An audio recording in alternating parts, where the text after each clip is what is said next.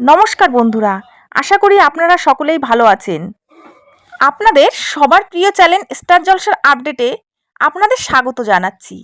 আজ আমরা আলোচনা করব স্টার জলসার জনপ্রিয় ধারাবাহিক কম্পাস সিরিয়ালকে নিয়ে। চলুন তাহলে দেখা যাক আজকের পর্বটিতে কি ঘটেছিল। আজকের পর্বে দেখা গেছে মোনালিসাকে মহাবিদ্যালয় থেকে বহিষ্কার করা হলো, তার দলবলকেও শাস্তি পেতে হলো।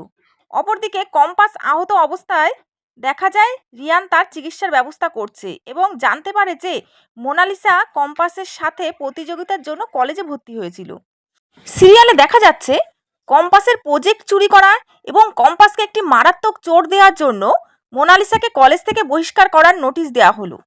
সিরিয়ালে আরও দেখা গেছে কম্পাসকে একটি মারাত্মক আঘাতের শিকার হতে হয়, তাকে বস্তাবন্দি করে নদীতে ফেলে দেওয়া হয়। সে নিজের চেষ্টায় খুব কষ্ট করে উদ্ধার হওয়ার পরে রিয়ান তাকে হাসপাতালে নিয়ে যায় এবং নার্সিংয়ের ব্যবস্থা করে। অন্যদিকে মোনালিসার আসল উদ্দেশ্য ছিল কম্পাসের সঙ্গে প্রতিদ্বন্দ্বিতা করা। সে কম্পাসকে হারাতে চেয়েছিল, যার জন্য সে কলেজে ভর্তি হয়েছিল এবং দলবলকেও এই কাজে লাগিয়েছিল। এখানে আরও দেখা যাচ্ছে যে জিৎ মোনালিসার বিরুদ্ধে চুরির অভিযোগ এনেছিল এবং বিহান মোনালিসাকে অন্ধভাবে সমর্থন করেছে। আগামী পর্বে যখন প্রমাণগুলো ধীরে ধীরে মোনালিসার দিকে ইঙ্গিত করে, তখন বিহান এক কঠিন সিদ্ধান্তের মুখে দাঁড়াবে।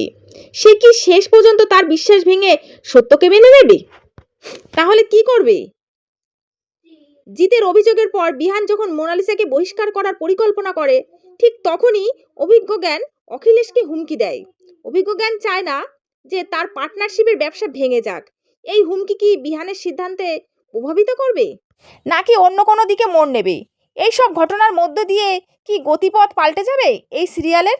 কম্পাসের ভবিষ্যৎ এবং বিহান ও মোনালিসার সম্পর্কের পরিণতি কি হবে তা জানতে দর্শকের কালকের এপিসোডটি অবশ্যই দেখতে হবে।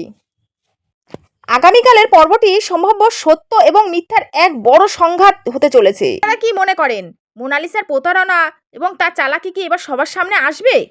আপনাদের মতামত অবশ্যই কমেন্ট করে জানাবেন।